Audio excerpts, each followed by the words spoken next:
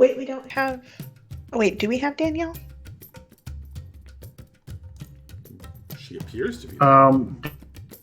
Danielle, I'll double check. She is not feeling well. Oh, she's in Discord. I'm here. Are you gonna get on Roll20? I'm trying. I'm getting it up. It's just being slow.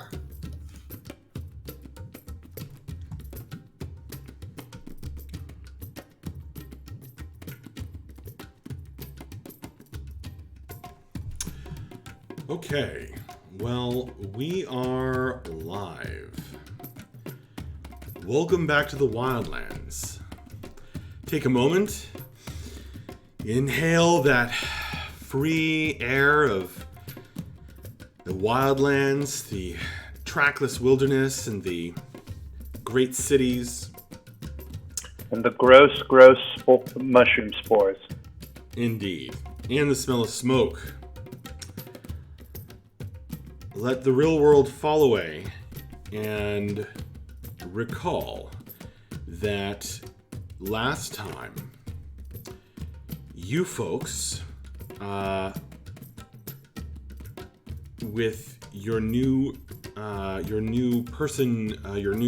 employer, Finn, have been making your way around Deep Lurk Lake. You crossed over a few interesting locations. You crossed the plain and came to a ruin. In the ruin of a long ago flooded town,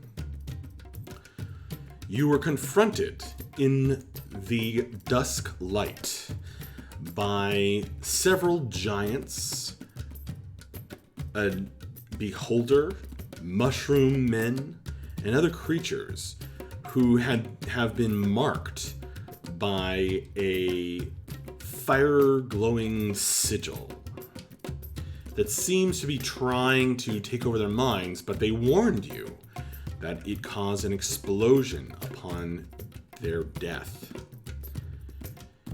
You did not want to fight them much anyway, and you found that these creatures were in the thrall of, or perhaps worship, a druid by the name of Deciveth. A druid of the Circle of Spores. She explained,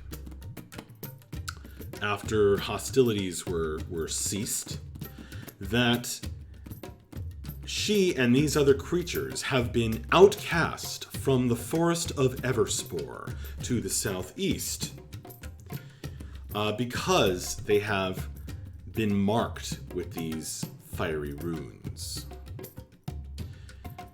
And she also went on to say that the Blight tribe, their eternal enemies, were pressing in and infecting Everspore Forest, while at the same time the Defiler was trying to pressure them into joining forces with him and his forces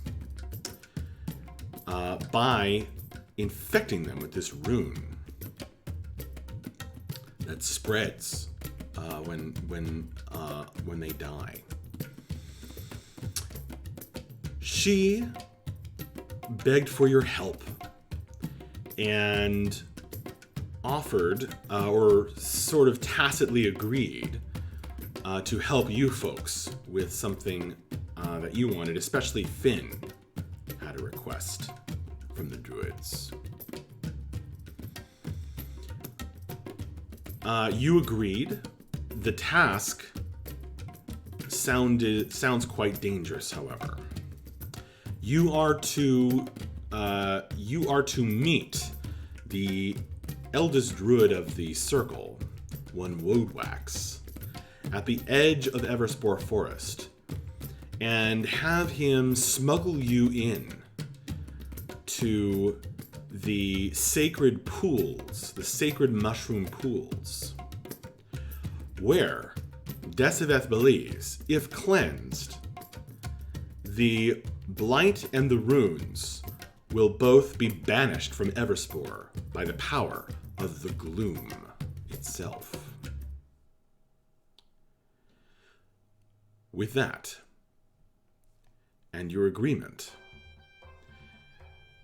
you found another ruin to hole up in, a ruined tower or fortification that had a pond. And that was almost the end of it, except that while fishing, Finn did an incredible fishing check in the pond and caught an extra large minnow that granted him a boon, it being the spirit of those waters. Have I forgotten anything important?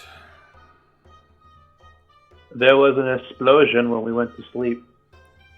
Well, I was coming to that. Yes, indeed. So, in the middle of the night, in the wee hours, while it's darkest, you were awakened by an explosion over toward this area.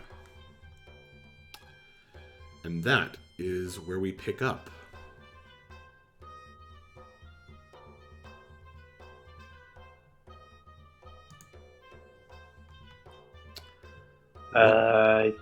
Anyone else hear that? Who was on second watch?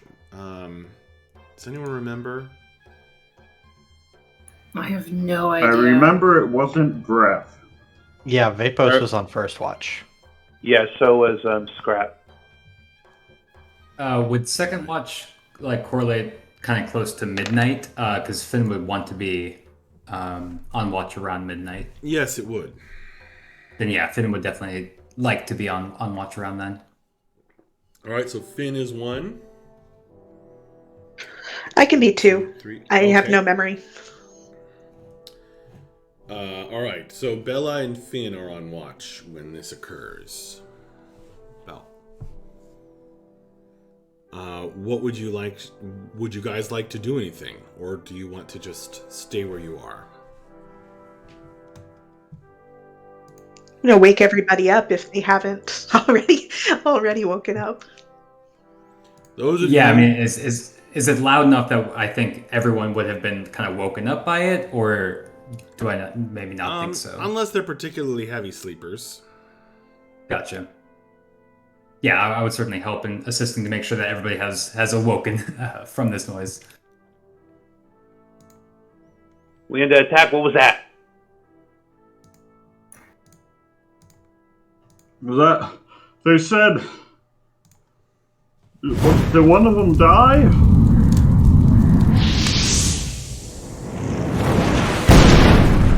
Oh shoot! Yeah, they said they explode when they. Oh man, I guess that might have happened. Should we go check?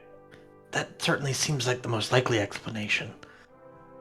I think going to check is probably for the best, just in case something. We just have to be really careful, okay? Yes, I have to agree. All right, let's get moving. Yeah, I hope none of them are too injured, or they might explode too.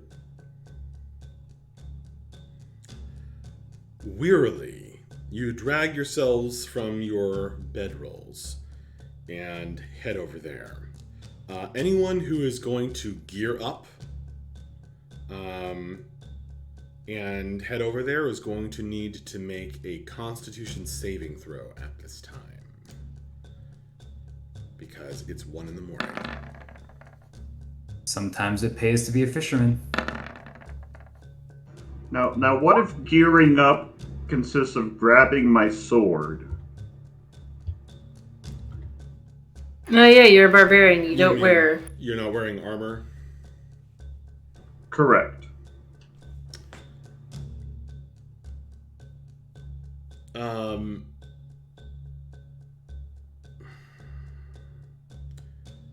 Well, I mean, yes, you still have to make the check. You're dragging yourself over there. The check is for being up this late, not actually gearing up. I'm assuming that Mavra's not stopping to put on her armor, for example. So, yeah. The carriage is great, y'all. Okay. So, Akiri. Ooh, Vapos.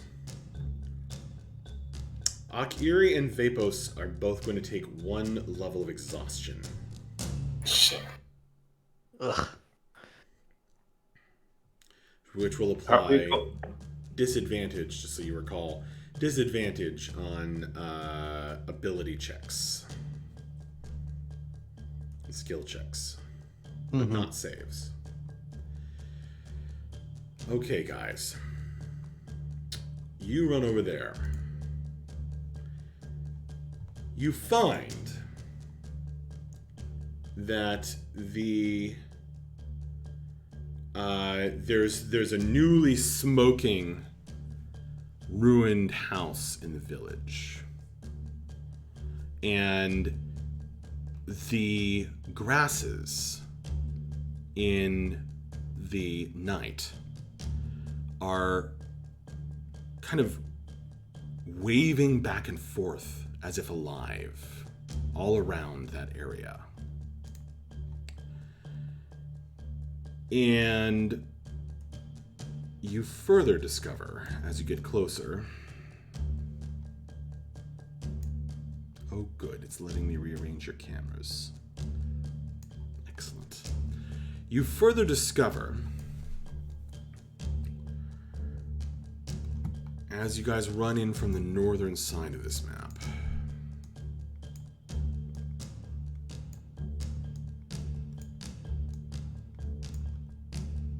that a kind of a battle is happening. I say kind of because it does look like it's already almost over by the time you get there. It's going to take you maybe 2 or 3 rounds to dash this distance. I'm going to assume you're all dashing.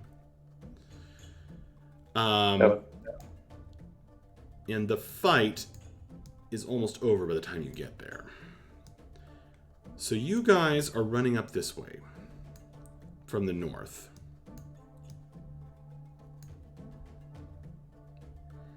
And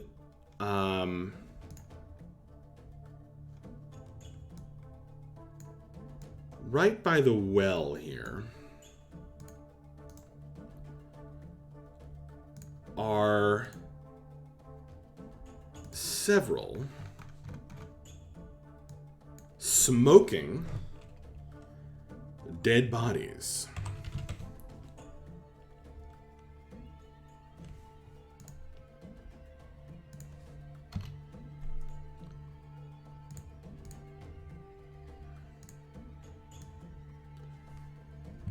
And these appear to be some variety of giant.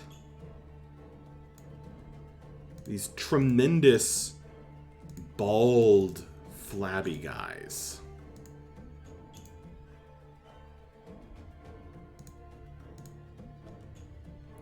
Okay, so they're both dead.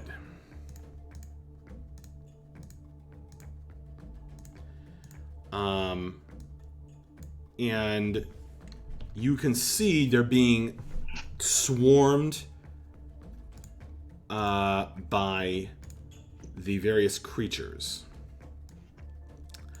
And these bursts of spores are being hurled by Deciveth. She's actually over here. And she sees you guys running up. Actually, no, she's not. She's over here. I'm sorry. She's on the other side. And bursting out of the trees comes a third one of these guys. He is bloody. His eyes are wild and angry, and he has a broken tooth hanging by one long string of gum dangling from his mouth. And Ew. he bursts from the tree just in front of you guys. Would you roll initiative for me? As Deciveth shouts, "Don't let him escape!"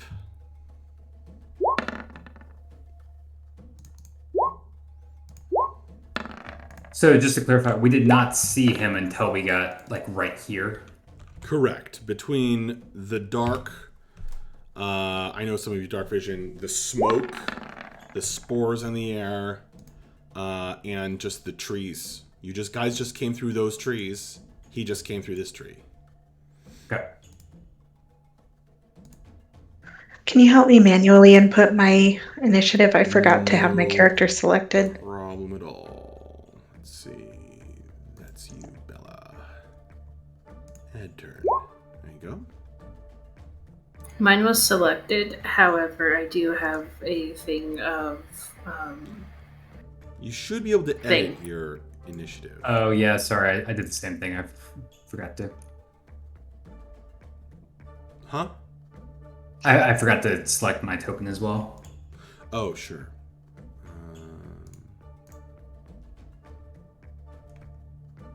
First time doing it with the with a player token. Huh? Why isn't it letting me add you? Oh, it's probably being cut off by the map. Finn is there. Yeah, there we go. Okay. All right.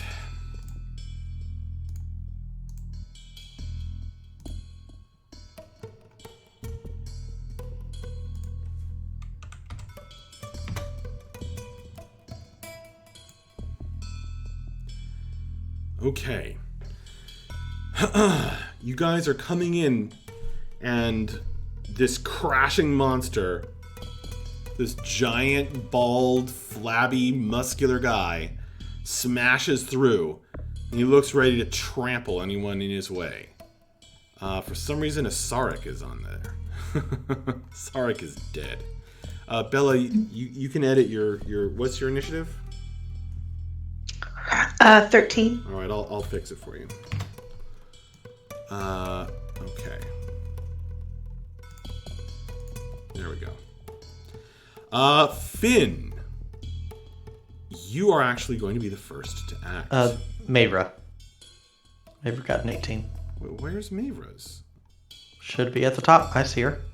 Oh, there it is. Yes, you too. My bad. Scroll down. Mavra, you're up. Okay, Mabra is gonna ready attack and just look at the giant and say, "Stay." He isn't going to stay. That'll be it. Oh, really? Okay.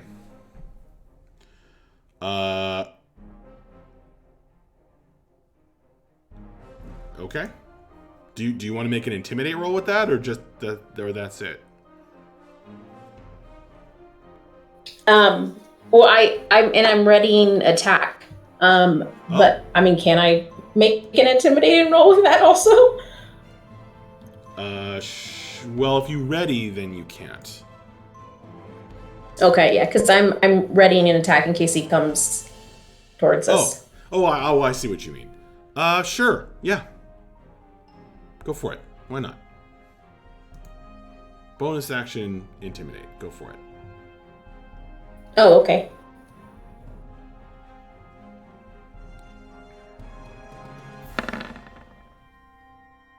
Oh, sorry. It wasn't working the first time. Puny dwarf! This big stinky foot is coming toward your face. Finn, you're up.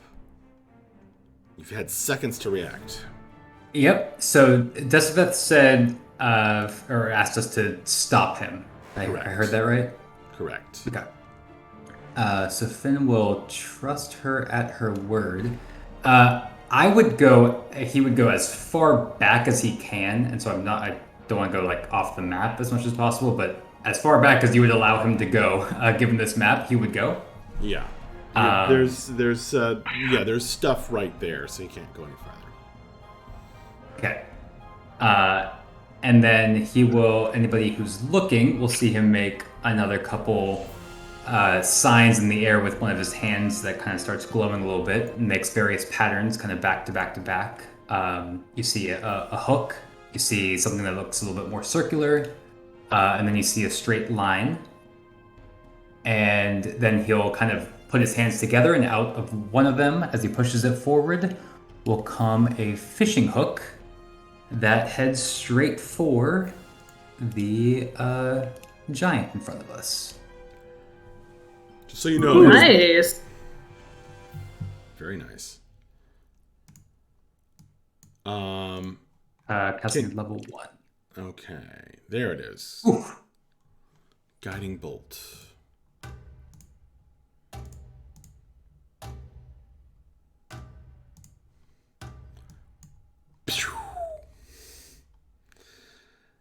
Nice. So I'm assuming that hit. It's a save? It's a range attack. Oh, okay. Yeah. So it's a 24 You to got a hit. 24 to hit. Well, for some reason, it's showing me the save DC on the description, and I don't know why, but okay. No, I didn't mean to click that. Okay. Okay, yes. You hit and deal 14 points of radiant damage, is that right? Yeah. All And right. then he will be, obviously the next attack against him will have an advantage. All right. And so the hook kind of like hits into him and like tries to restrict him as much as possible to allow somebody else to come in and finish the blow. What is Finn's magic color theme? Blue. Okay. The giant has a blue dot. Kind of hard to see on this map. Fantastic. All right. So he is outlined in holy blue light. And by the way, while you were just talking, this is what I was imagining. Okay. Finn, your turn is over. And this guy, having taken a blast, he seems heavily injured already. And he is going to, let's see, he is going to try to break on through you guys. So he's going to crash right into you. Does that mean I get to take an attack? Yes, and it will trigger an attack of opportunity from Bella, Mavra, and Vapos. So Mavra, go ahead and first you get your attack as he steps into range, and then you get an opportunity attack as he attempts to trample over you. 21. Ah! Yeah, that hits for sure. You bite deeply into his already scarred flesh. For 11 points.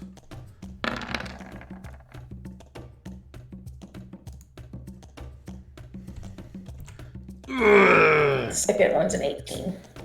For some reason, Mavra, on the following strike, your axe doesn't bite as deeply as you expect. And his flabby skin ripples and shifts. And there's some kind of fiery energy inside of his body that's almost resisting your blade.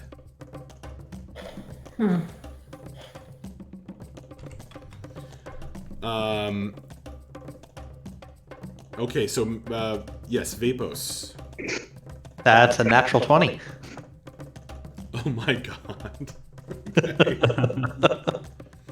Sadly, I haven't activated my elemental arms yet because I'm slow.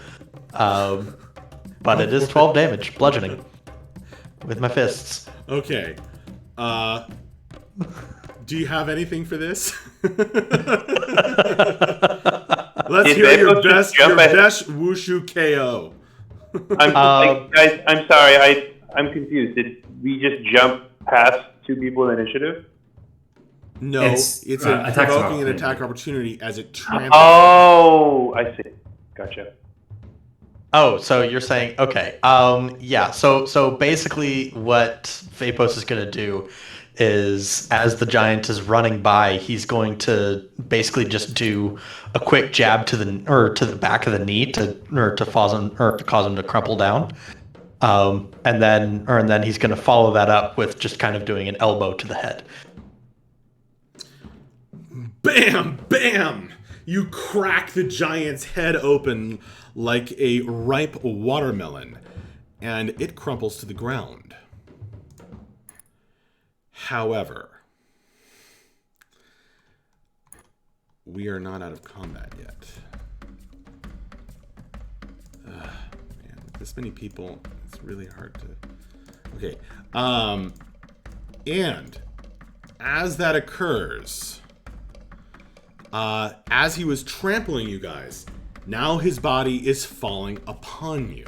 The three of you need to make dexterity saving throws. Oh my god. Am I one of these people? Yup.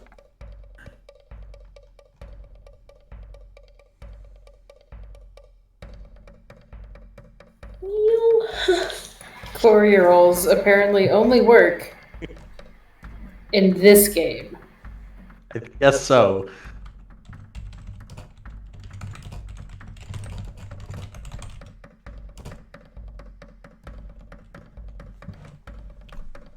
Okay.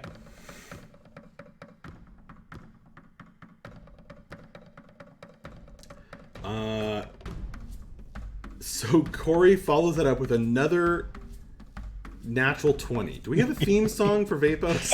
We do not. I hate- We should. I hate to be a buzzkill. The save is a natural 20. Did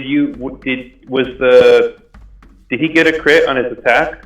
Yeah, Aren't you exhausted right now? that doesn't affect attacks. It doesn't affect attacks. He only has one hit point of exhaustion. So each point of exhaustion gets progressively worse. The first point of exhaustion only applies disadvantage to ability checks, which is like your skills. Okay, just making sure. I thought for some reason ability checks also counted attack. No, Never but the mind. next level is attacks and saves as well. Got it. Okay. Okay. Bella dodges out of the way. Vapos does a jig on top of the falling giant. Mavra, probably one of the worst ways imaginable to take damage.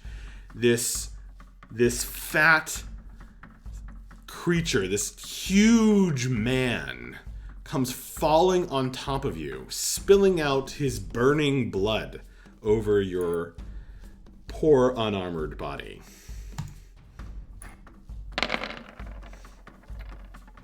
And you will take 37 points of damage as he crushes you.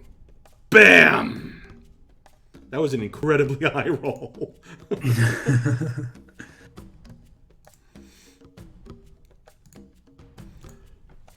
I think his club also fell on you.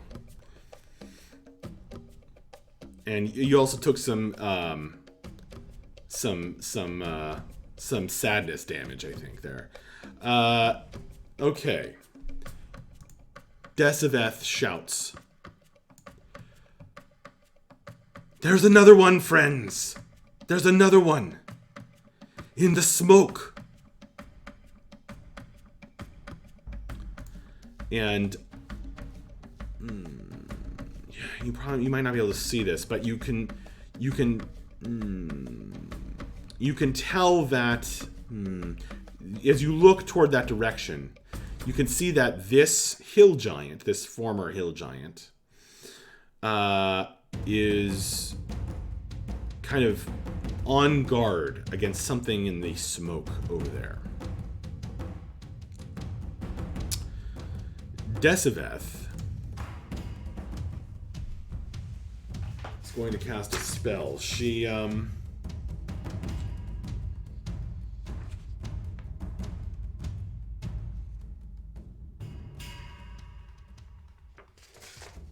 She says, I can't see it, but I'm going to give my best guess. And she gestures, and this guy lifts her up in the air, and from that vantage point, over the ruined walls, she casts a spell. Electricity, blazing white hot on your eyes in the night, rips across the darkness and into the smoke. It's hard to tell whether she hit anything.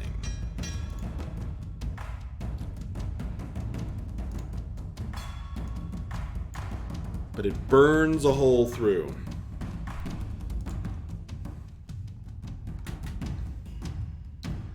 Okay.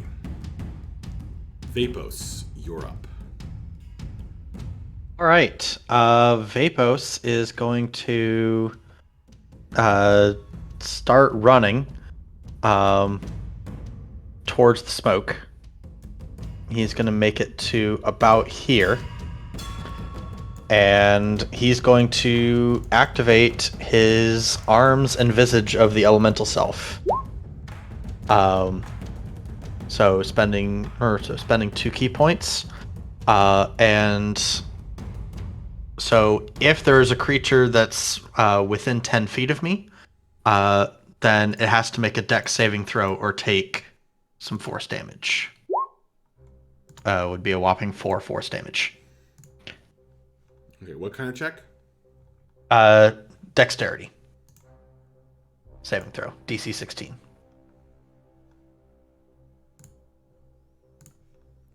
Okay.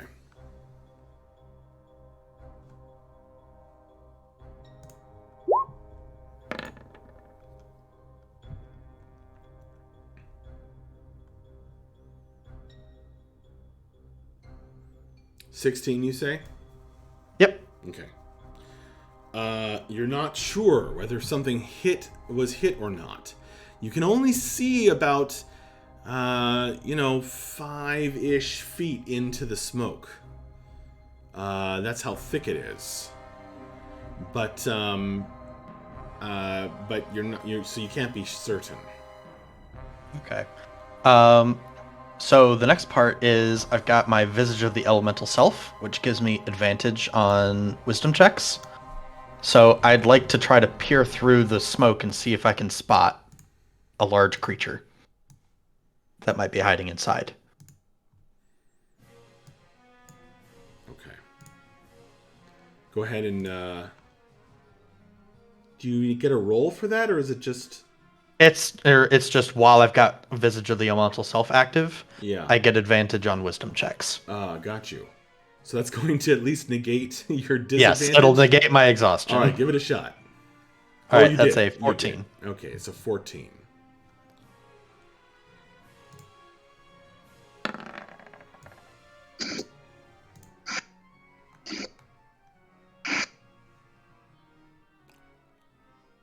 You actually will spot something in the smoke. With a 14 and a focused look. That will use up I guess a bonus action for you, though. I already used my bonus action to do Okay. the Arms of the Elemental Self, so All right. I guess that'll be my full action then. All right. Let's see. There we go.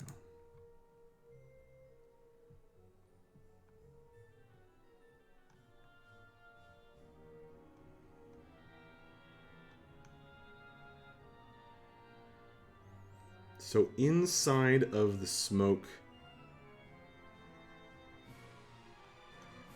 is another one of these creatures. Sorry, I was just looking at something else. Okay, I don't know why that's coming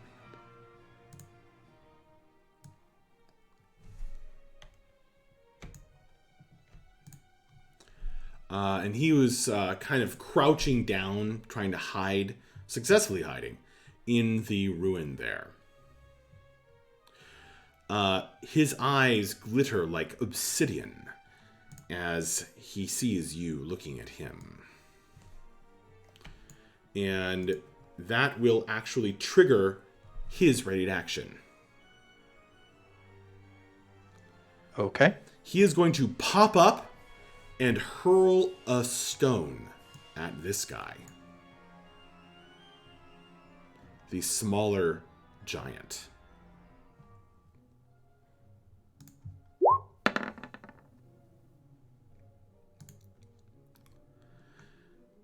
No, cries Deciveth, as the rock hits home.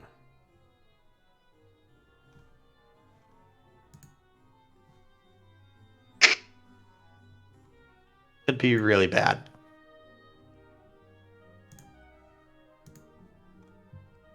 Sorry, was that to me? Yeah, just bad explosions. Oh. Yeah. It is bad.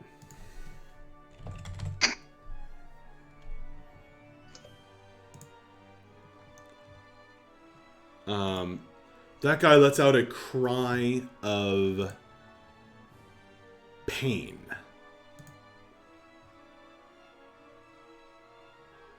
But he is not dead.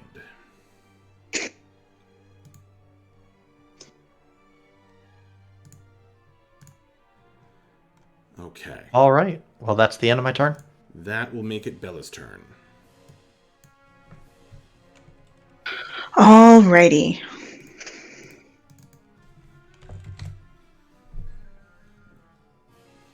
I guess I'm going to move forward.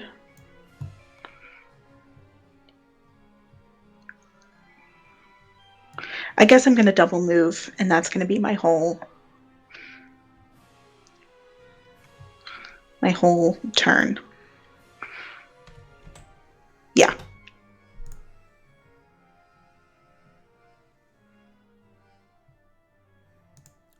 Scrap. At this point, I already know that Akiri is a cleric, right? Yeah. Okay. Scrap will turn to Akiri and say, "Can you help Maebra?" Yeah, just give me just a second. As she rubs her eyes.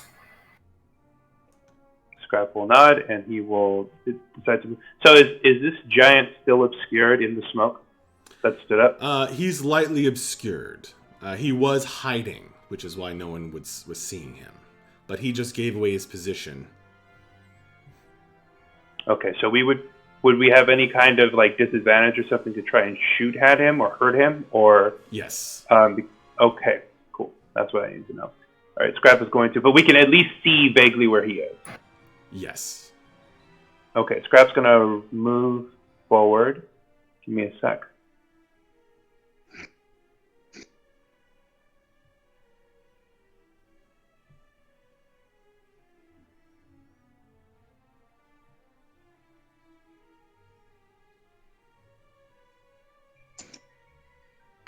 All right, and he's going to look at this giant, and he is going to start chittering at the air in like what sounds like just like the kind of the sound of a rat, just like a normal rat, just making kind of a chittering sound. And as he does so, swarms of fireflies are going to form in a 20-foot. I'm hoping not to catch Faithless in this. A 20-foot cube around this giant and make him much more visible.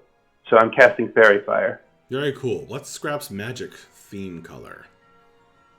We're gonna say it's like Just answer without thinking about it. Yellow. Oh wait, we already have a yellow. Green. We do? All right. Yeah, Kiri's yellow. Okay. Yes. Okay. So he needs to make a dexterity saving throw.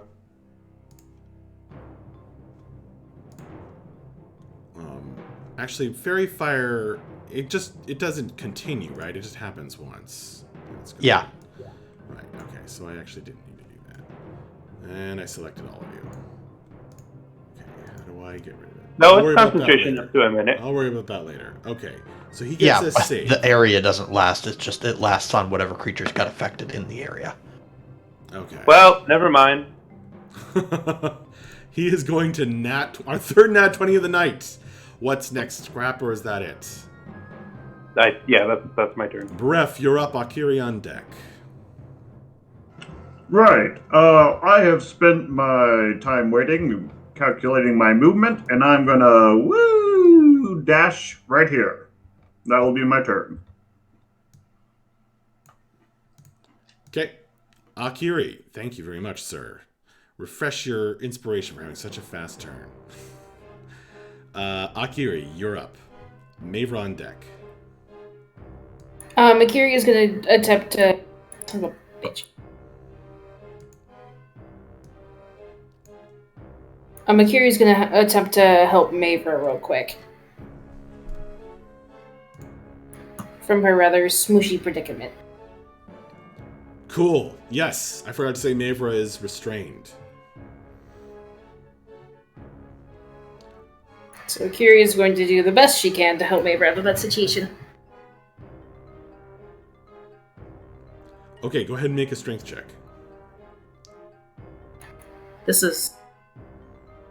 Well, if that's what you... Okay. That's not what I meant. You can just apply advantage. What you would do is apply advantage to Mavra's if you wish. If you Yes, prefer. please. Okay, no problem. You're going to help. You take the help action with Mavra. Mavra, you are restrained by this body. Meaning you can't move. So do I try to get out now or wait until after Akiri's turn? She already took her turn. You can make a Yeah, strength I check just went. with advantage. Oh, okay. Okay, I didn't realize that was her full turn. So strength check then. That's right.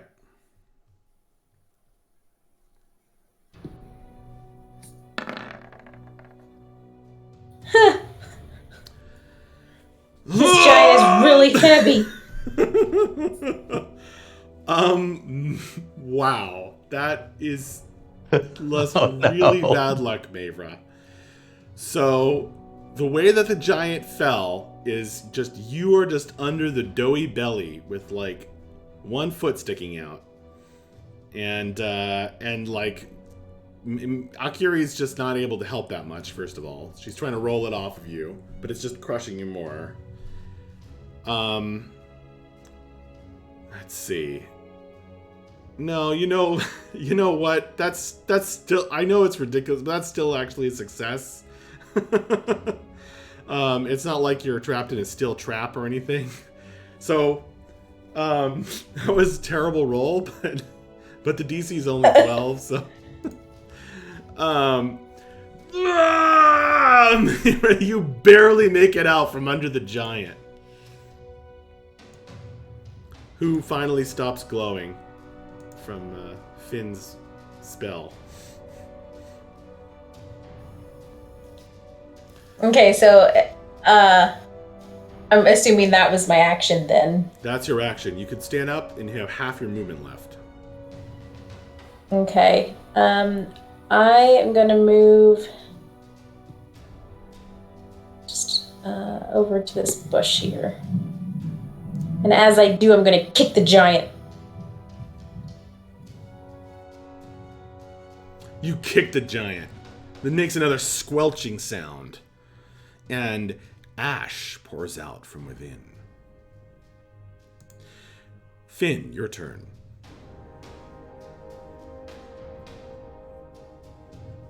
Okay.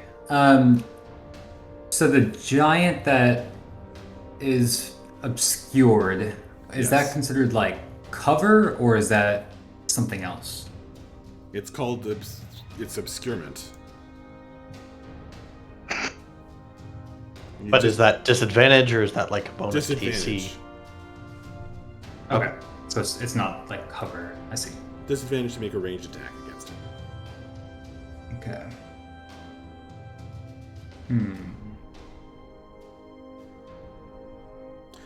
He actually does have cover as well. Because he's standing in that stone ruin. I see. It's partially blocking him.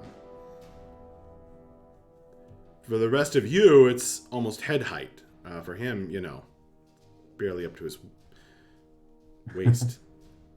Okay. Well, Finn will again back up just as much as possible here. Find the line that he can at least partially see said giant. He will make the same motions, and he will send another fishing hook the giant's way. Very cool. I do completely ignore half and 3/4 cover, so that will not affect the roll. That's cool. Yes. Spell sniper. Cool. And Nice. So, yes, my 240-foot range guiding bolt will be on its way.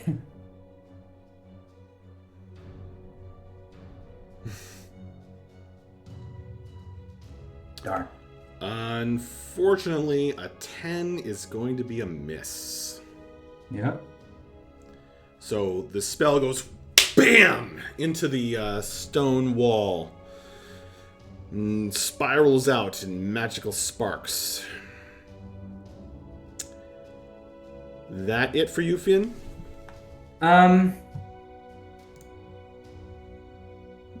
Yes. That's all for now.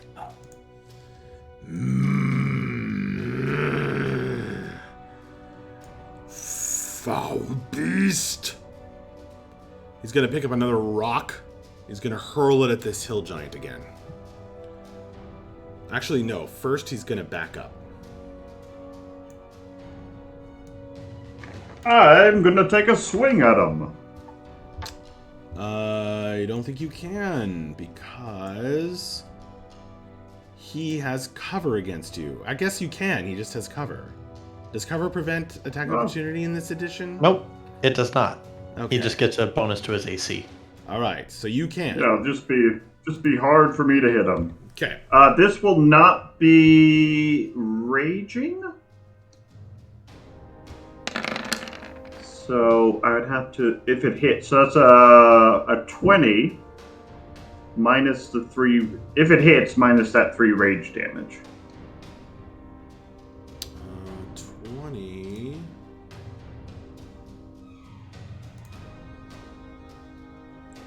Uh, 20 will hit, yes. And you said how much damage? It would be 24. 9 slashing and 14 poison for a total of 23. 23 points of damage to him. Okay. He takes that. Snarls as if he was just bitten by a dog. And hurls a large rock at this guy.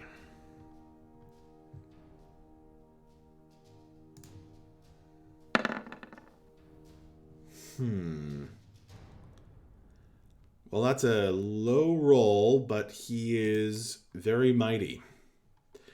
And this guy is got a terrible AC. That is a hit.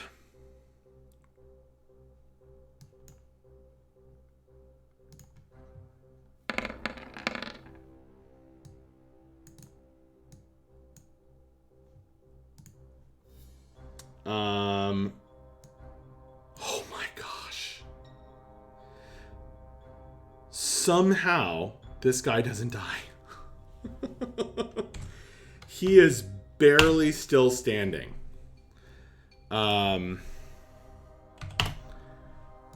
He takes that hit, stumbles to one knee, gets back up. Deciveth cries out, "Get back! Do not leave the chorus!" And this guy is going, and he he's gonna move away. She says, "All my cursed friends, please stay back. Let our new friends handle it, lest you die in an explosion." And meanwhile they're doing something to these dead bodies. But they all kind of get on the other side of them. Whereas this thing just flies up in the air and is like hovering well overhead. Chewing on air.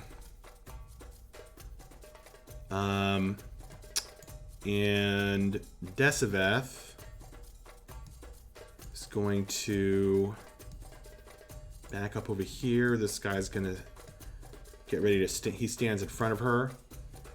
She is casting, now that this guy is visible, she is going to cast a spell. And around this guy, all of these, like, weird netting-like mushrooms pop up.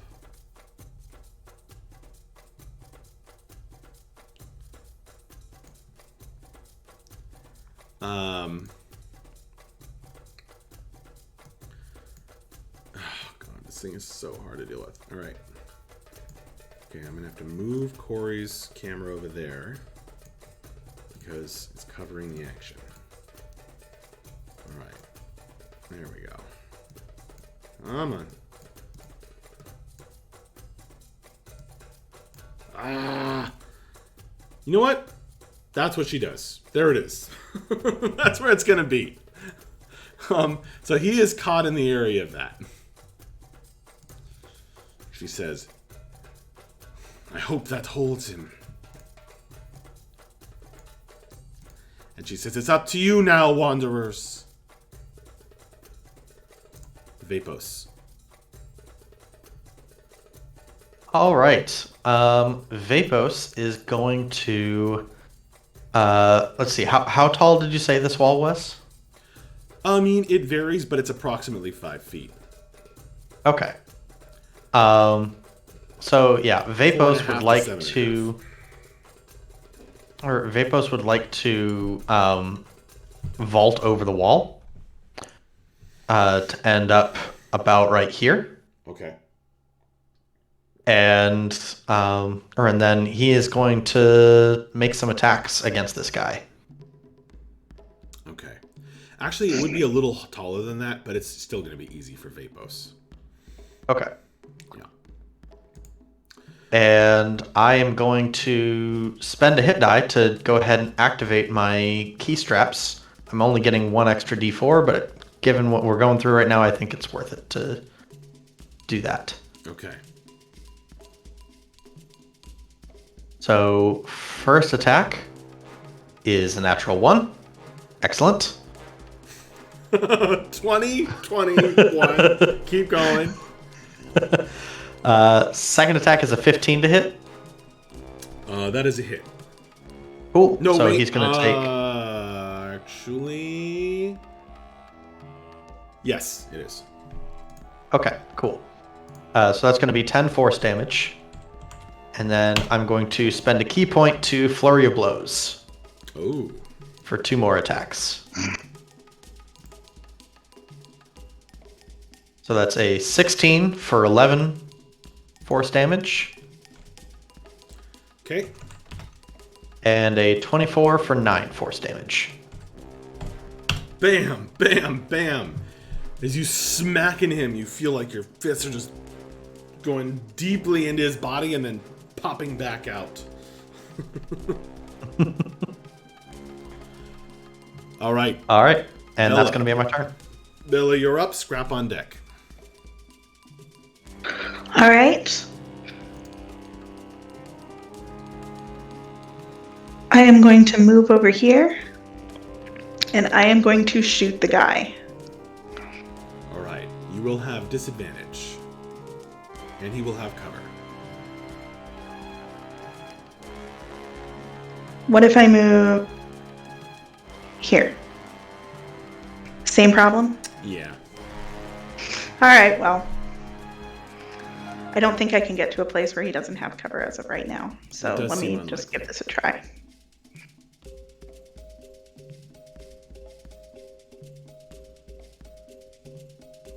Well, even with disadvantage, that's a 25. Hit. All right, take 9 piercing damage. Okay. And I guess that's my turn. The arrow gets buried almost to the feathers. Scrap, you're up. Alright, Scrap's gonna dash, so let me count it out. You mosquitoes! My libido!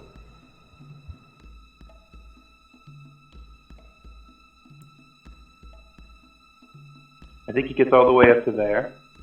And once he gets there, he is going to pull out his quarterstaff, and he's going to take the totem in his other hand and sort of run his hand over the staff. And as he does so, the wood starts to warp and change, and it becomes this like black, twisted, gnarled wood. And at the head, at the end, it splits off into these 7 rat heads that kind of forms like a weird kind of almost mace-like club. And it kind of just glows, like the little eyes of the little rat's eyes that glow red, and he just kind of like holds it and gets ready to smack this guy on his next turn as he casts Shillelagh. All right. Shillelagh. Breath. Right. Even with, I imagine some of this might be difficult terrain. Yes. But I think even then, 1, 2, 3, 4, 5. Okay. You are entering this area where there's like this webbing of fungi. So you're going to have Yes. Okay. So you're going to have to make... Sorry, I'm interrupting. What do I need to do? If you enter that area, you're going to have to make a dexterity saving throw. No. Okay. I stop right here. You're restrained as you get stuck. Oh, Wow, damn. these rolls tonight. Deciveth says, would you rather I release the spell? No. This is fine. I'll work my way through it. I'm not sure if I can work my way through it. Can I use my action to try and like cut my way out of it? Yeah, you can make a new save with a actually you can make a strength check if you want to get out of it. All right. As a standard action. Do I need to make a save since I stepped in there? Yes, Scrap, I should have asked you to as well. For some reason, I forgot. I'm good here. So these are magically created plants, right? In a manner of speaking, they're kind of spirit stuff. Okay, so I guess the question is, I have land stride, so I have advantage on saving throws against plants that are magically created or manipulated to impede movement, such as those created by the Entangle spell. Nice. So does that apply here? Sure. Okay, so what's the saving throw to Dexterity not be saving throw. stuck? Dexterity? Okay. That's 16. Okay, well, you're going to make your save. Okay. Breath's turn is done. Okay, sorry. Decibeth says, okay. I'm fine. Everything's fine. How are you? By the way, Bella? Yes. Actually, you got a 29 because he had the... Oh no, the giant hasn't had to make his save yet. No, never mind. Okay, Akiri, you're up. It's a weird thing about the rule there. Alright, Akiri is going to take a step and throw a... What am I throwing at Mavra? I'm throwing heals at you. I don't remember the name of the spell off the top of my head. Cure wounds? Yes, thank you. You know, the really good touchy one. That's what I want. Really good touchy go! You deserve a level 3. Mavra, you get some heals. I'm so sorry. That's such a bad roll for Akiri. That's the worst roll. Take 18 points. That's a level 3. I will have you know. I'm so mad. Anyways, take 18. All right. 18 points of heals to Mavra. Some of the crushing damage Thank you. has been removed. Mavra, your last turn before you go to bed, probably.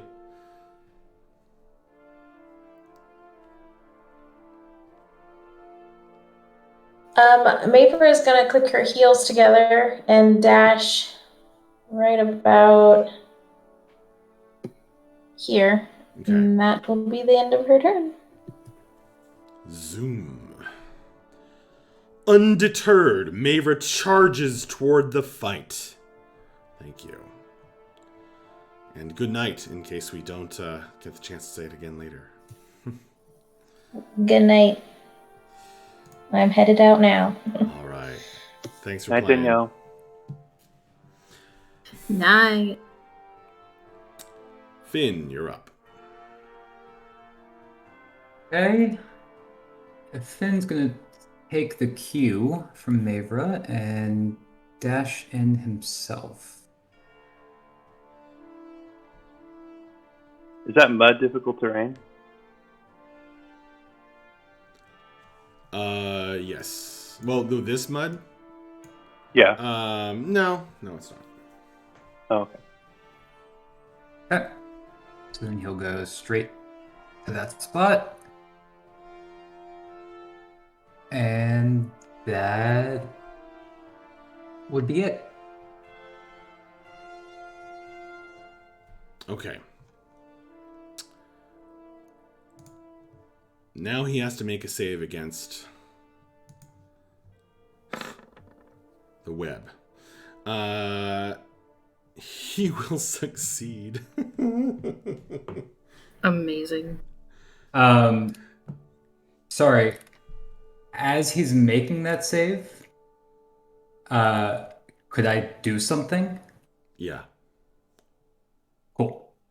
So as Finn kind of enters into the smoke and sees him struggling against the vines, Finn is going to very quickly make a small gesture with his hands and kind of mutter something that probably nobody, since he's not super close to anybody, hears. And I'll message you exactly what I'm using, but I'm going to... Is it that thing you rolled earlier? Yes. So I reduced his roll by 6, so he rolls a 9, not a 15.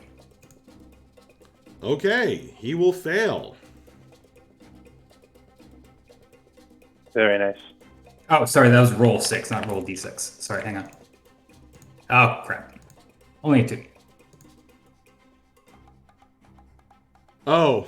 I did roll 6, not roll d6. That's my bad. Well, you'll still cause him to fail. Yay! So he will... So what? His stars are not aligned? Yeah, if anybody around Finn can hear him, he's kind of like, I saw that this does not happen. I see. Okay. Well, indeed, it does. It happened this way instead. Oh my god. He looks around. He looks up. He says, he picks up a rock, ripping it off of a chunk of masonry. He hefts it. He looks over and he says, "Let me go, or they'll all die in a chain reaction." Deciveth says,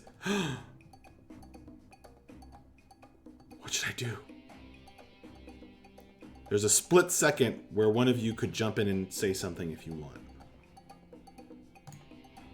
before she makes a decision. If you let him go, It only delays your death. It doesn't prevent it.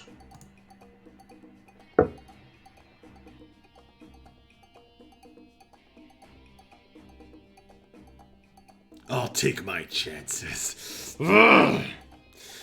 Decibet says, No! Let him go! And she drops the web spell.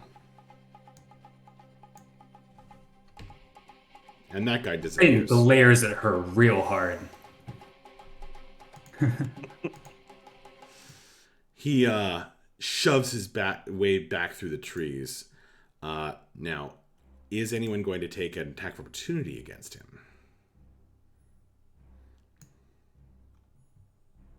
I guess he's provoking from Vapos. Yeah.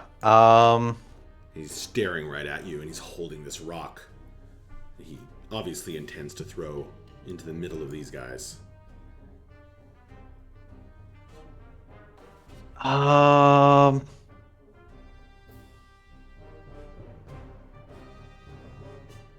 This could go really well or really poorly, but I think I'm going to do it. I'm going to take an attack of opportunity, but not with my elemental arms. I'm going to do it with the Shadow Dragon Dagger. Oh my god. Tell me you did not just say that. So that's a 14 to hit.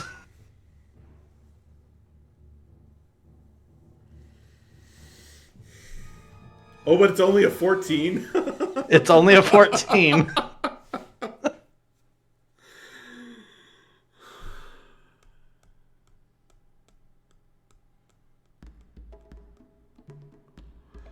Well, that's a miss. Well, okay.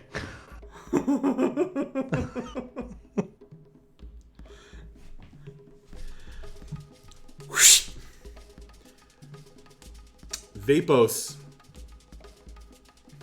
Something felt odd about the dagger when you swept it in an attack this time. Okay. Felt cold when you swung it.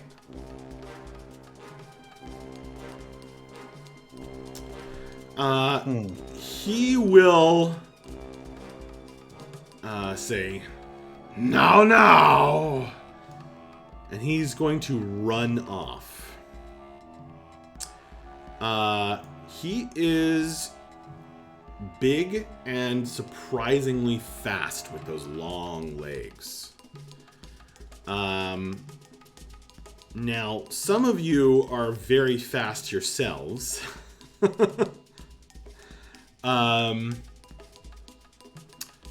And have ranged attacks. This is true. But you would probably catch up with him, 100 feet off from the rest of the party. So do you want to let him go at this point? Which Deciveth is saying, let him go! Let him go! I don't think Vapos is going to let him go. Gosh dang it. Okay. I know, but Vapos knows who their enemies are and is not okay with just letting this guy get a pass. Well, Scrap's not gonna let you run out there by yourself, so he'll come with you, I guess. I have to say the same. Okay, so you guys are going to chase him down. I should be holding it back, but I just can't hold it back anymore, and I cannot let it go. Oh my god. You take 1 point of damage, and okay, so only those who can see to shoot 100 feet in the dark, or those who can move that distance and still attack may now make an attack. Move 100 feet? Yeah, this guy runs 100 feet to the east. Okay. And he can run he can run over any difficult terrain pretty much that lies in his path. Or right. Smash through it. All right. Well, I think I have yeah, that's probably better. But I have so many things happening at once. I have a dark vision of 60 feet. And I can just do my normal movement is 35 feet. So if I move my whole normal movement, and that would bring me within range of my 60 feet of dark vision, could I take a shot at them? Sounds like it, yeah. All right, cool. Let me try to take a shot. I'm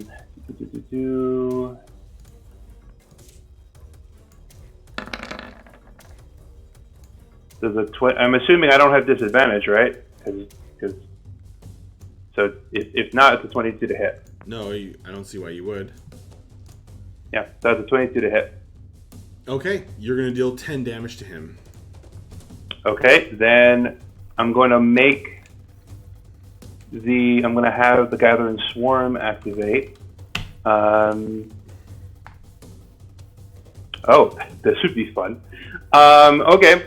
He needs to, so a bunch of rats burst out of the ground from where I shot him, and start to, there's just a tidal wave of rats just start shoving up against this guy. And I know he's probably pretty good at this, but he needs to make a strength saving throw. And if he fails, I'm moving him 15 feet horizontally towards us. Oh, that would make it only 90 then? Are you serious? Whatever. Okay, he just takes 10. So many natural 20s. He just takes 10 piercing damage.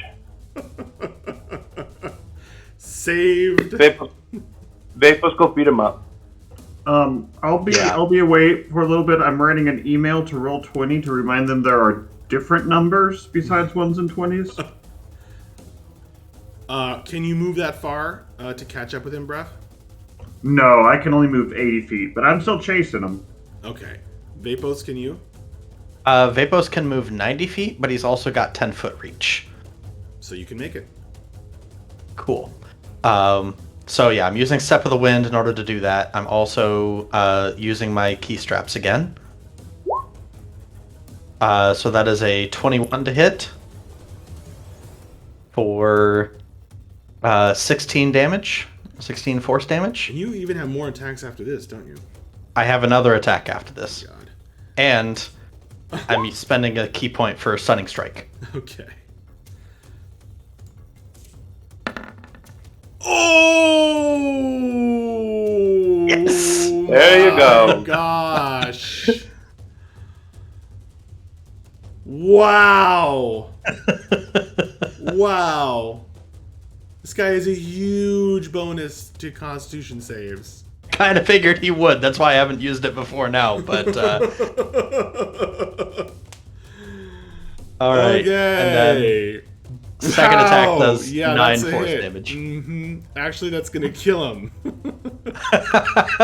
Because you hit because you have advantage because you stunned him. All Wow. right. Okay.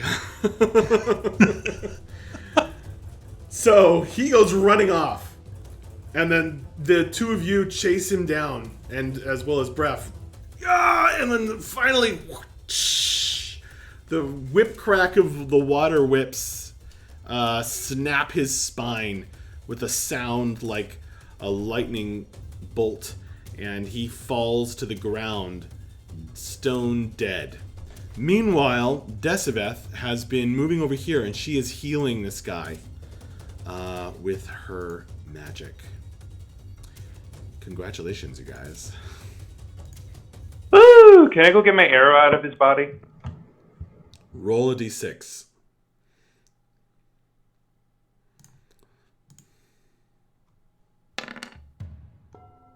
Nope. Your arrow is broken, but you get inspiration. Refreshed. Thank you.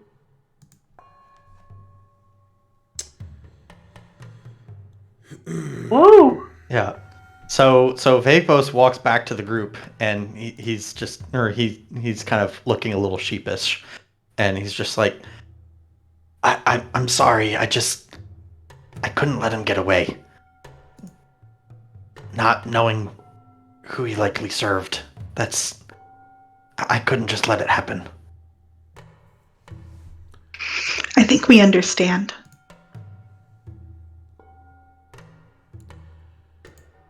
Deciveth is uttering a low moan as she heals the creatures that worship her.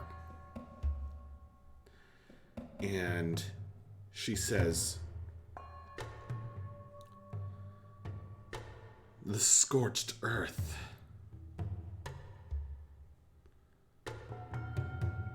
They will never let us alone.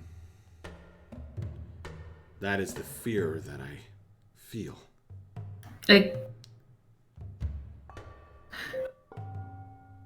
Akiri blanches at the mention of the scorched earth. They leave these burned scars upon our land. And there is nothing I can do to bring them back to the chorus. At least these bodies. No. So she reaches out to kind of to grab these big guys and probably fill them with mushrooms. But at her touch, they kind of crumble inward. They're kind of hollow inside, but for ash that just crumbles and blows away. Well, that ain't normal.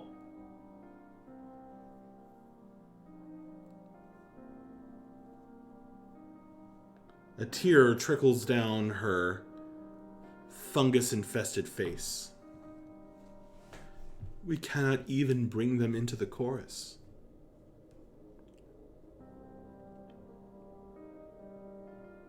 I'm sorry. That's terrible. So much death. Why will the Defiler not leave us alone?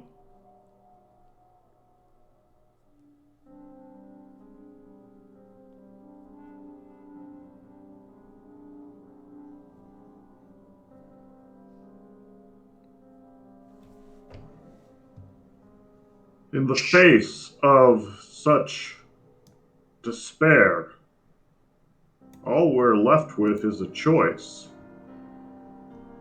Do we give in to that despair? Do we lay down arms and accept the fate that others have decided for us? Or do we stand and make our own fate? I know which I would choose.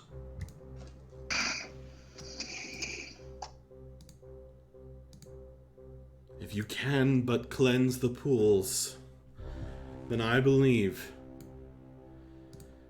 the gloom will be able to protect us.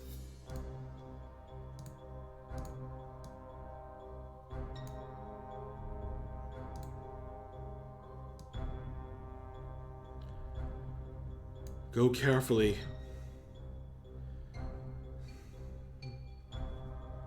The Blight tribe may not have...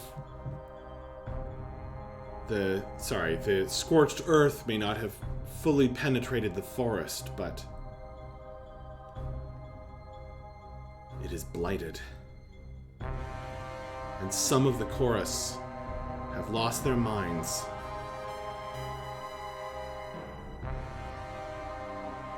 I hope that...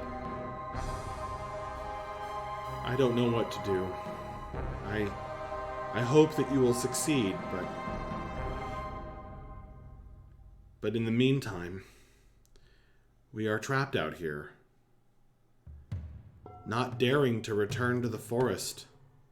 I only hope that that no one else has had to bear this burning curse. It's trying to get into my mind,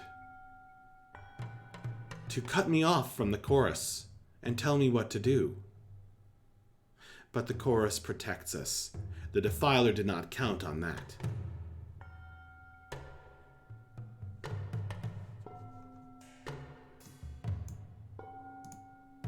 Well, I'm sensing a very present sense of urgency, so we should probably get moving. Yep, we should leave as soon as possible.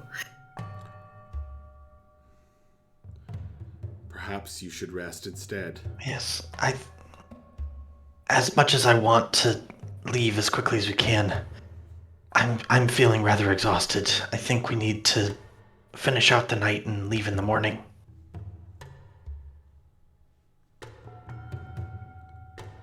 Okay, but just as long as we leave quick. She starts directing her worshippers, her creatures, to start shoring up some of the more defensible areas around this ruin. I guess we'll head back up to where we were camped out and finish resting. Okay.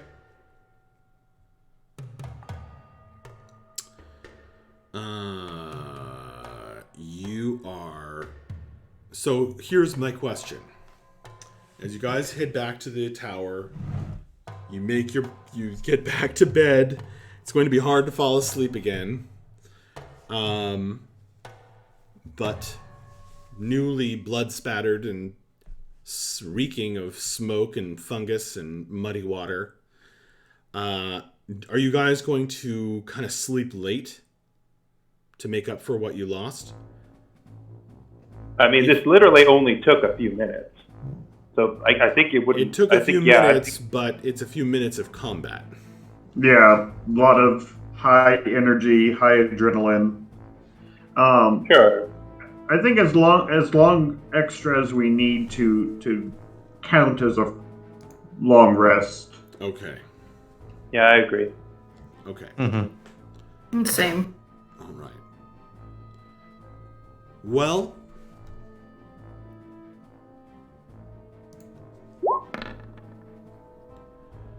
fortunately for you, there are no more explosions in the night. And at around 10 o'clock the next morning, you finally drag yourselves upright and make breakfast.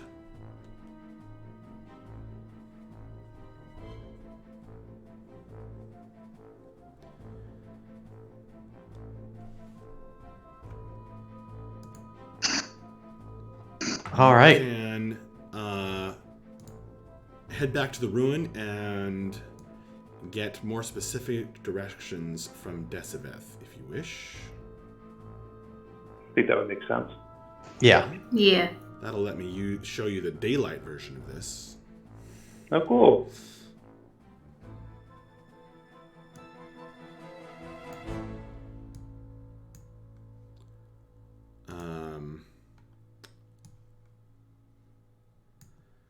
So Deciveth gives you specific instructions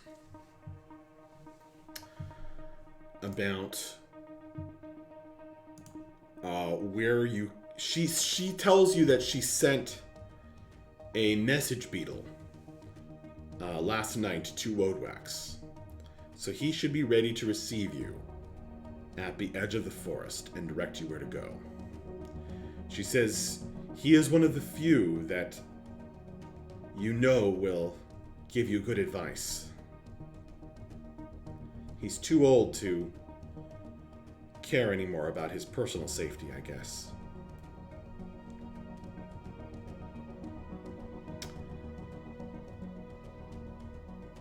Do you have any other questions for me? Yeah, Finn will kind of pipe up a little bit.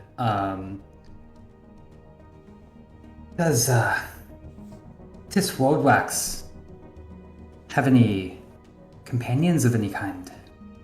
Any allies that we should be on the lookout for, specifically to know that they are friends and not potential foes? Yes. There is Iwadchi, who has not fallen to fear yet.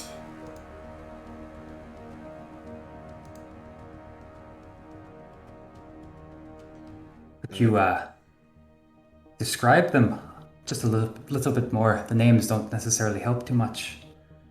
He was a centaur in his previous existence, but now he has died and been reborn in the chorus. He has a beautiful singing voice, and he carries a bow. Understood. I'm not sure about the others. Please don't kill anyone. If you can help it. I understand it might be necessary. With this party, no promises. We will do our best. Your best, I hope, will be good. It will be very, very dangerous. You will be fighting against those who should be our allies.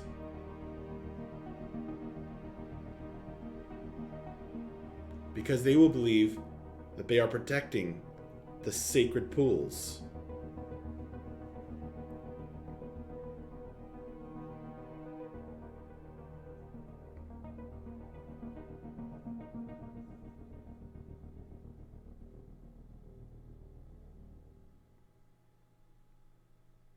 We'll be careful of them. Thank you. And don't burn it down. Everspore, I mean. It took 1,000,000 years to grow.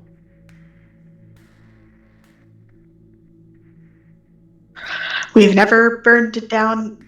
Well, no, I can't technically say that, but we haven't burned anything down in a long time. Thank you. I can only promise that the circle will help you once you have helped us.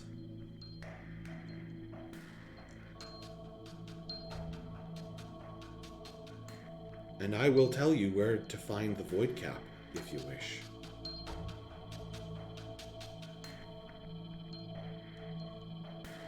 Or Void Woadwax, Cap? well. Woadwax says that the Void Cap mushroom is what the Blight tribe truly seeks.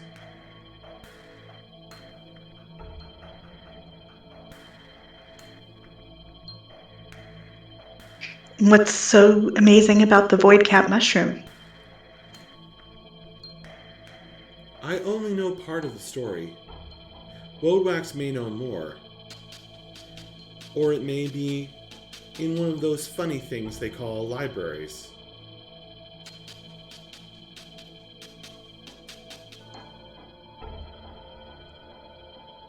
But I think it has something to do with the fall of Ebb.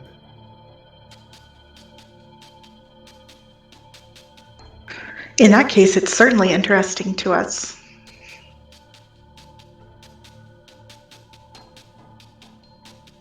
Ebb, Ebb, Ebb. Ebb, Ebb.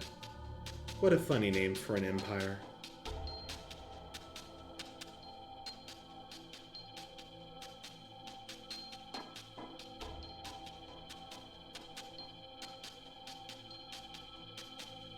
You know, you're actually right. That is a really funny name for the Empire. For an empire. I mean, I've long had a theory that that's just a shortening of the original name and that it was actually something much longer. huh. Yeah, I guess that would make sense, especially considering, like, all the erasure. Or, like, all the... You know, how, like, all the stuff that's been, like, how it's, like, really hard to remember stuff. Like, it makes sense that only, like, 2 letters made it through.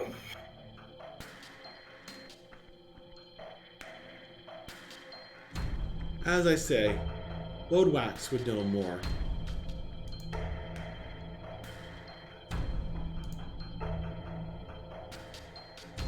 Well, we'll certainly seek him out and do our best to help you.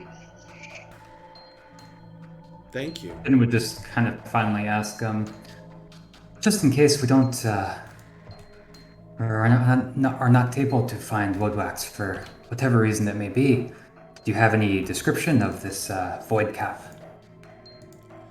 Oh, I don't. I don't know what it looks like. I'm sorry. Only that Woadwax has spoken of its importance, and that we must keep it secret from the Blight tribe. And he mentioned a library, and I think a swamp? Our forest isn't a swamp. Some people think it is, but it's a fungal forest.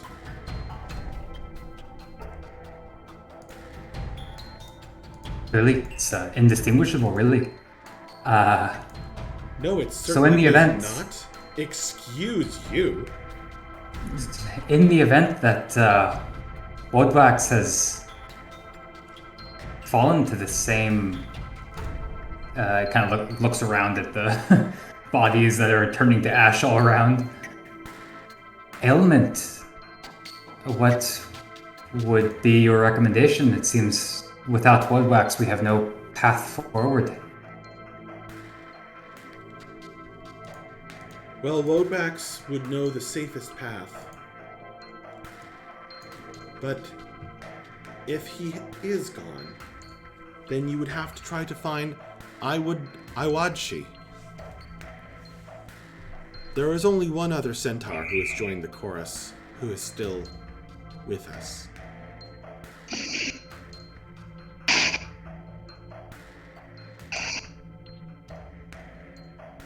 What happened to all the other centaurs? All the other centaurs? Well, you made it sound like there were other ones that were here. Oh, And now they're yes. A long time ago, they roamed these plains and were friends with the folk who made this village. But they came to join us. Some fell to the Blight tribe.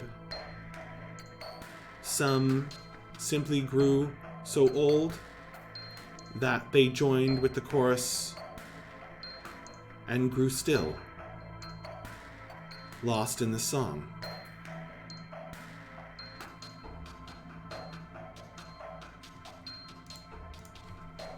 Iwadshi and Edivar are the only ones left, who were once centaurs. That makes more sense. Does it? Good. We'll be sure to keep an eye out. That is a good idea. Keep your eyes out.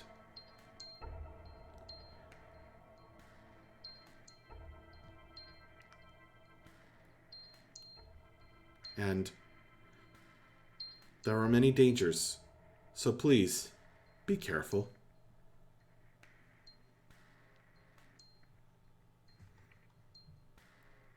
We will. Do you want a mushroom? She holds up some small, glowing red mushrooms. Behind her back, facing you, facing you, Vapus Akiri is like making a motion like, don't do it! Yeah, Finn has already taken like 20 steps back. There we go. Thank you, but I'll pass on the mushrooms. Thank you, though. Oh, but they're full of sugar. I don't doubt it, but I just finished eating, and... Oh, yes. one bite is like a whole meal.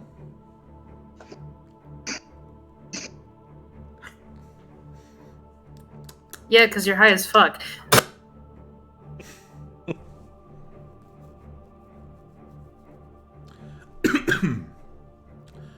Hey, thank you for the offer, but Thank you. I mean, you're welcome.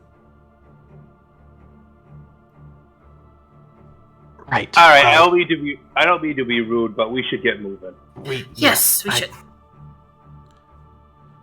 It was a pleasure meeting you, Decibeth. And you. Chorus be with you every step of the way.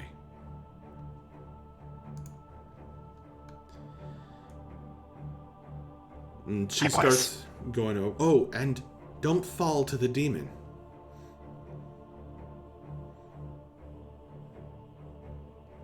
Though she may tempt demon? you. Yes. He spoke of her. She points at Finn. You said her name. Oh. Which means she heard you. Goodbye. And with that, we'll kind of like we're jumping. Mumble a little bit. Hopefully, I mispronounced it. Jeez.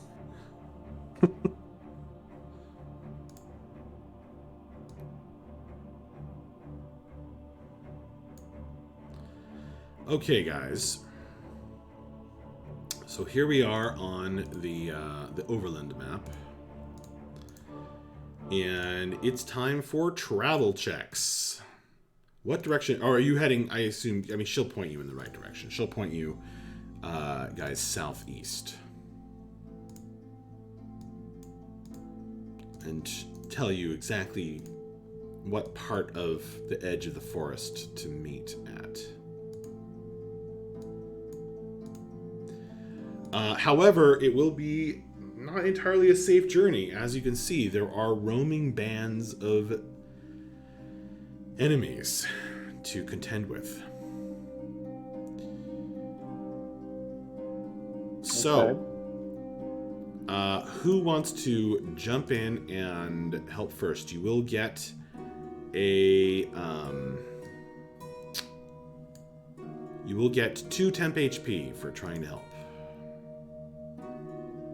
Vapos will go first. He's gonna kind of range a little bit ahead of the party, trying to keep sight of the trail that Decibeth pointed us towards, and making sure that we're consistently going in the right direction. Not getting lost amongst the trees, that kind of thing, or getting turned around. You got it. It's surprisingly hard to keep a straight line in this region. There is not. Well, actually, there is an old road that you guys could be taking. It's long since lost to the weeds, however. Okay. Okay, so go ahead. What was that skill check you wanted to make? Probably survival. All right. You guys have had the benefit of a full night's rest. That's going to clear your points of exhaustion. It is going to... you did light a fire, so you had some comfort on the cold night. So you will get back 2 hit dice and your full complement of HP, as well as recharging your spells. And those of you with items that have charges, usually those get a new charge at dawn or midnight or something. All right. So survival for Vapos goes badly. It does.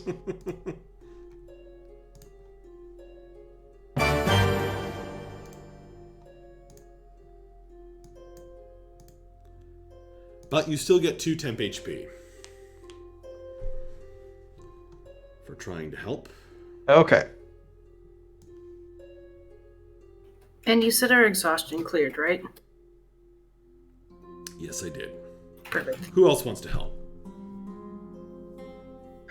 I'll sing a festive marching song.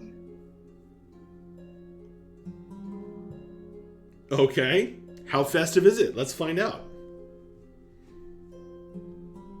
Very festive. Medium festive, yeah. Okay. Well, for you. I could be festiver. All right, you guys have 1 success and 1 fail on the board. Who's up next? I think Akira's going to do old not so faithful and scout ahead and do a perception check. All right.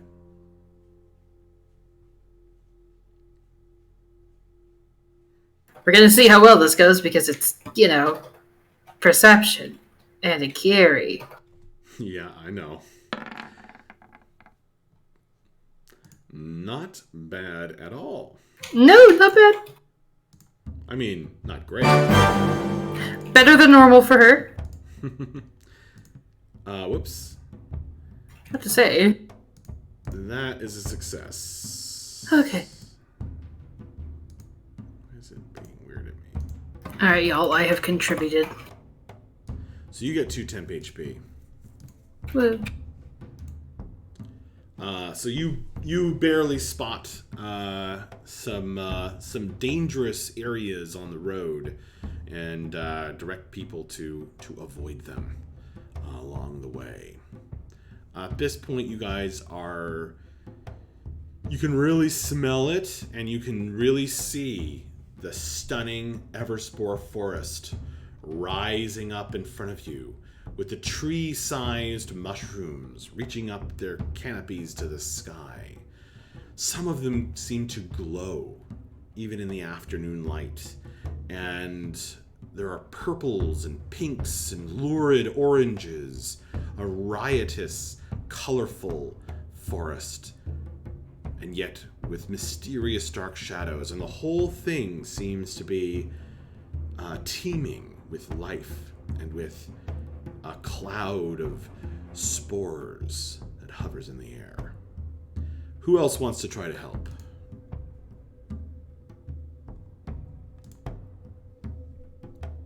I can do a thing. Go ahead, Nico. Oh, go. No, you can go, Lucas. No, all you. All right. Akiri just used what this time? Perception. Oh, she used perception? Okay.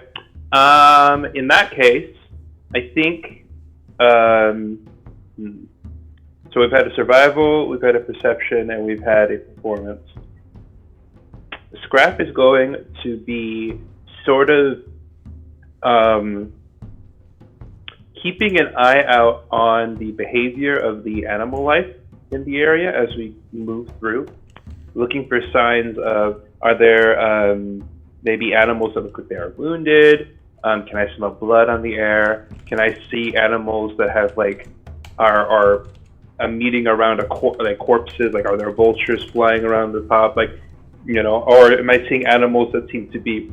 Are we in running through areas that seem to be very quiet? Like there's no animal sound, which might give a sign that there's dangerous people or creatures about. So I'm going for animal handling. Okay, go for it.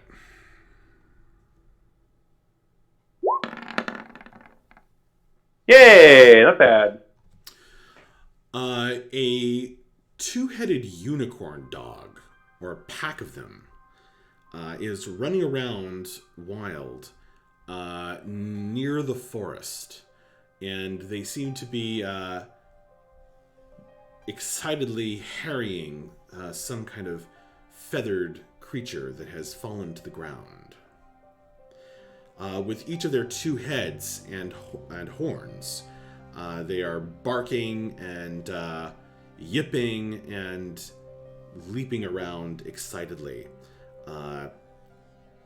They, in their riotous, hunger and bloodlust, these unicorn dogs might be tempted to spill over into you guys and give you a problem. But Scrap knows just how to handle that situation. And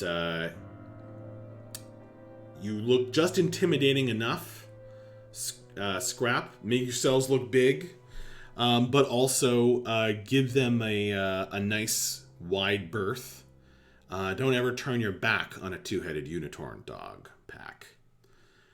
So you face them all the way around until you can get far enough on your road. And you will succeed.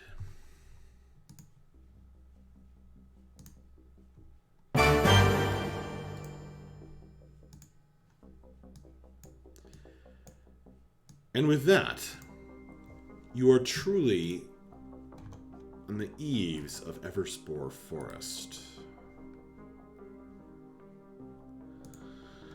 Just for a very quick frame of reference, what's the approximate, I mean, each of these blocks, are they, like, what's the approximate, I guess, diameter of them? Are these like 30 miles long? Every hex is 1 day's travel. And 1 day's travel isn't it like approximately? Yeah, I mean, like 1 mile miles. per speed or something? Isn't that the rule? No, it's not that. But each It's hex something is based on speed. about 20 miles Okay, across. cool. But you travel from basically somewhere in each hex to somewhere in the next hex.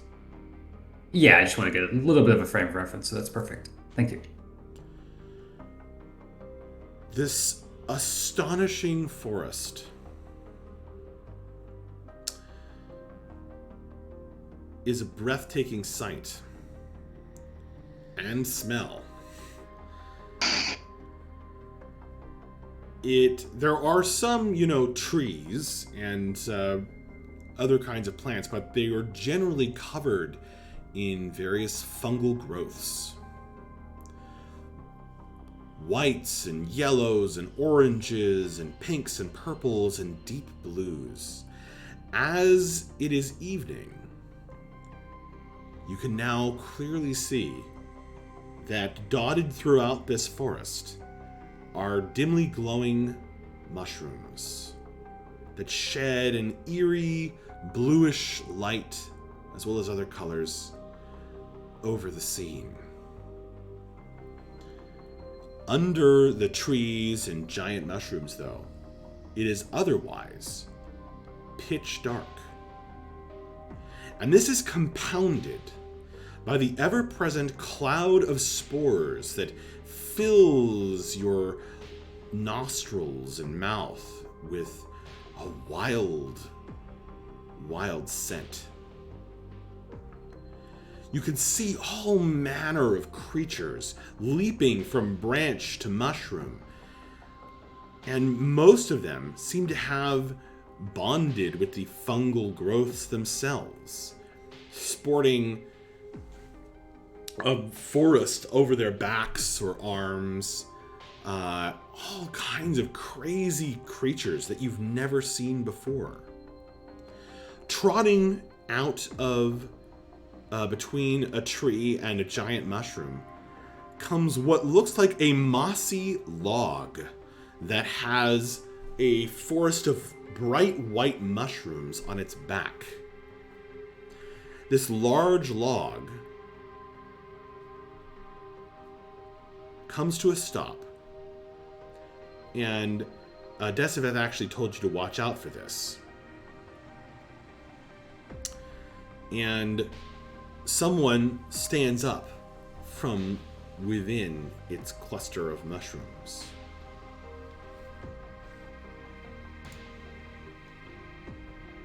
Are you the Wanderers? Well, we certainly wander, at least. Yes, that's us. It seems that you're expecting us. In the light of a blue glowing mushroom, you can barely make out a man. Your first impression of him is his roundness. He is round-headed, with a round shock of hair interwoven with growths.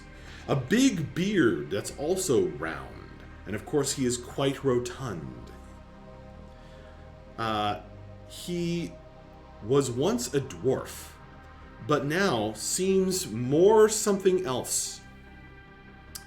With white mushrooms that dot his broadly smiling mouth. And he has a netting of fungus over his hair and clothes that occasionally sends these shocks of glowing light through them, almost like a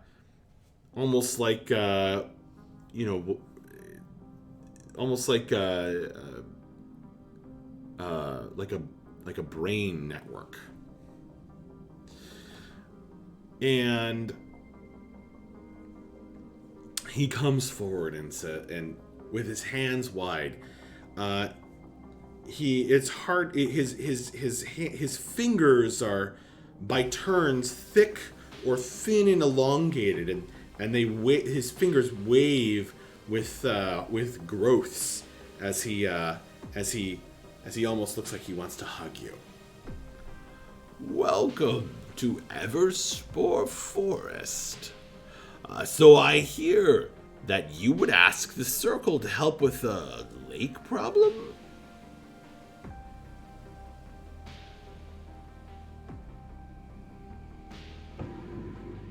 That's right. We heard it needed purification.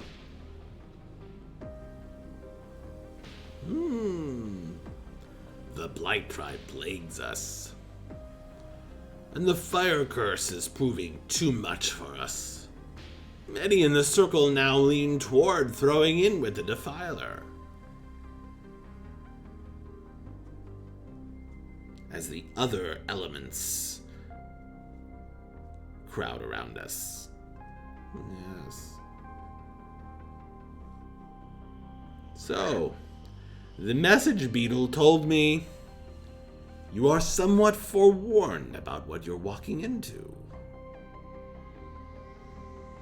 Yes, although we were told that you would have more information for us.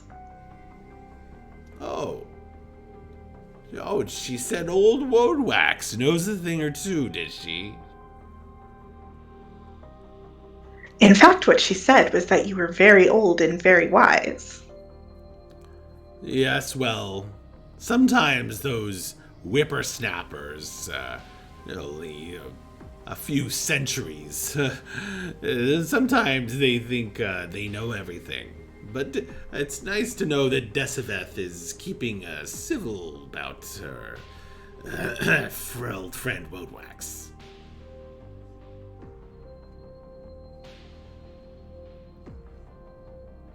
Indeed, she was very respectful towards you. And that's nice to hear. Sorry. No, I just wanted to say that it's clear that she cares a lot about you and the rest of your chorus. Yes. The chorus's voice is somewhat struggling of late. Well, come into the Everspore. He brings you within to this astonishing place.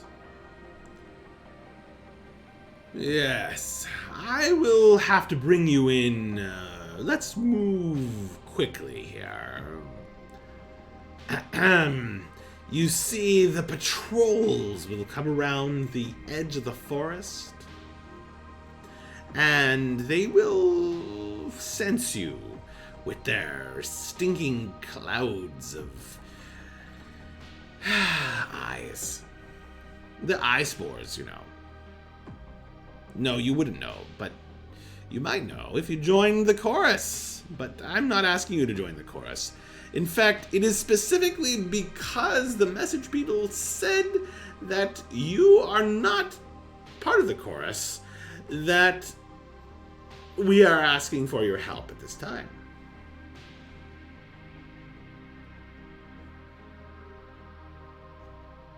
You see, we need someone from the outside. Otherwise, well, How could you go in and cleanse the pools? Yeah, that makes sense, I guess. Come along, come along. He moves through this crazy terrain with astonishing ease. The ground is very difficult as there's all these roots and growths and mushrooms to push through. He says, "The hatred weed is strong.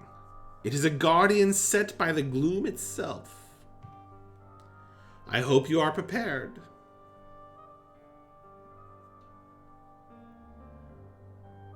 Well, we're at least willing to go in and do our best.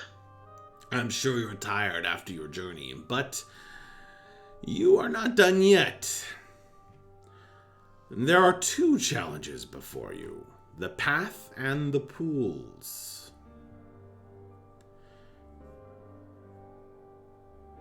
They are both dangerous. I can take you through the path with the fewest dangers. But still, you will need to be smart, mighty to pass through.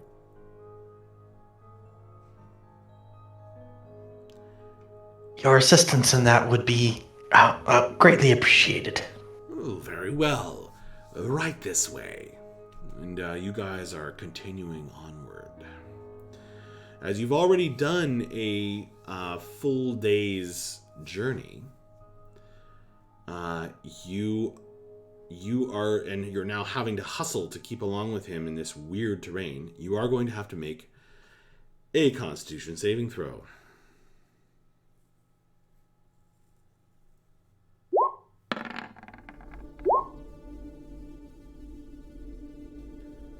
Not great. I got a 12.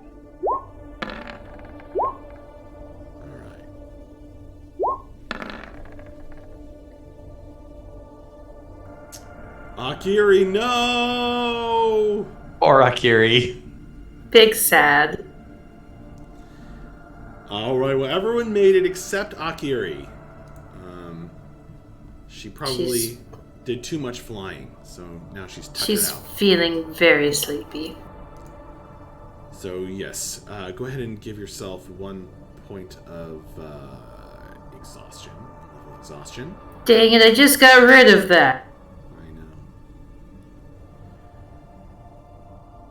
Woadwax is, after a certain point, going to tell you guys, okay, time to keep quiet. Don't play your... He's pointing at Bella. I promise not to. Good, good. Finn will kind of ask, approximately how long until we'd begin to reach the pools? Keep your voice down, my boy. Not too far now, but you're going to have to pass through the ring, the inner ring of defense, the inner ring of patrols. I am taking you to where the guards are thinnest. And then you will have to slip through. Once you've done that, the path is not far at all to the sacred pools. And then you will have to face the hatred weed, born as it is of all our anger and hate.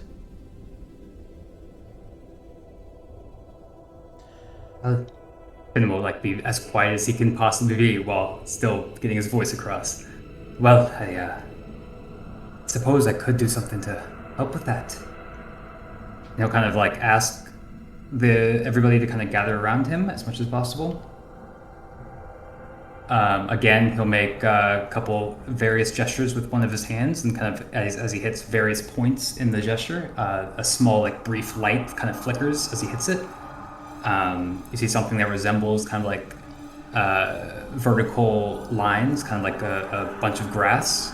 And you see something that's more of a straight horizontal line. And then out of his hand comes another fish hook that wraps around the entire party. and then disappears. And I'll pass with that. Oh, yay! Nice. A veil of shadows and silence radiates from the fishhook. You are all masked from detection. All right, says Woodwax. That's a nice trick. Yes. He almost looks like just a mushroom that occasionally shuffles around in the dim light. He says,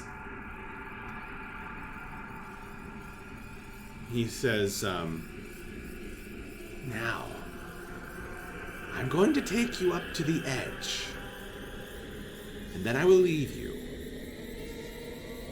After you have cleansed the pools, seek me out, and I shall give you all the information that your heart desires, and whatever other aid the circle can provide. Agreed?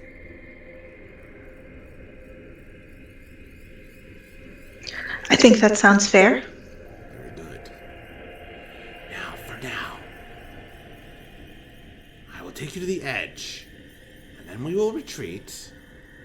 And you can ask me any last questions you have about the dangers that lie ahead.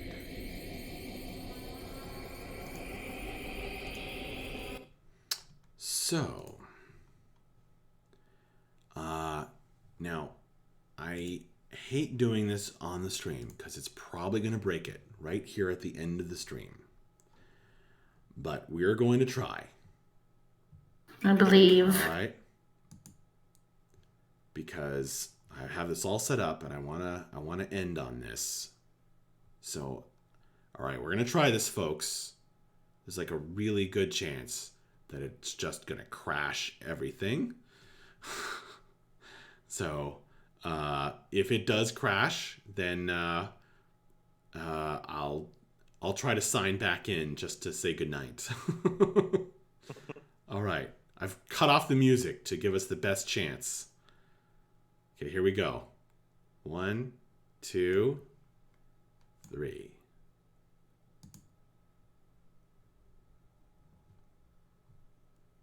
Still alive. Oh. Still alive. This is cool. Still alive. Yep. Okay. Amazing. All right. So you guys, technically, so what we're doing here is that you're coming up to this point and then Wodrax is pulling you back so you can ask more questions. I want to give you guys the opportunity. Don't move your characters, please. Except you may turn them in place. What I've done here, so you guys will be able to ask questions of Wodrax, on offline after the stream on Discord or whatever during the week, so that you guys can go in with the best intel. But we're not going to necessarily do all of that on stream. Now, what I've set up here is a dynamic lighting scene. And so due to the darkness and the thick spores, you are actually restricted to a 90-degree vision. In addition, hopefully it's been properly set up so that those with dark vision can see in the dark. Those without dark vision, like I'm showing on stream right now, Breath is a human.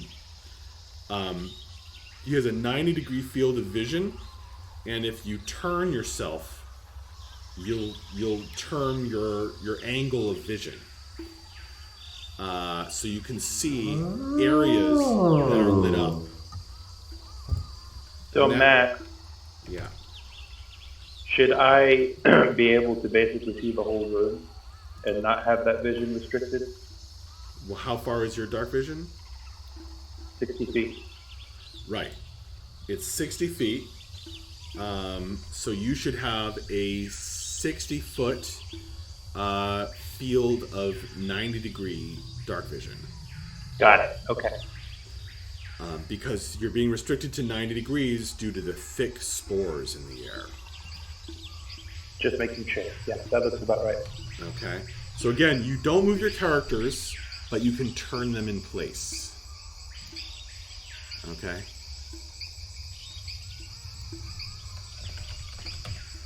Awesome. Nice.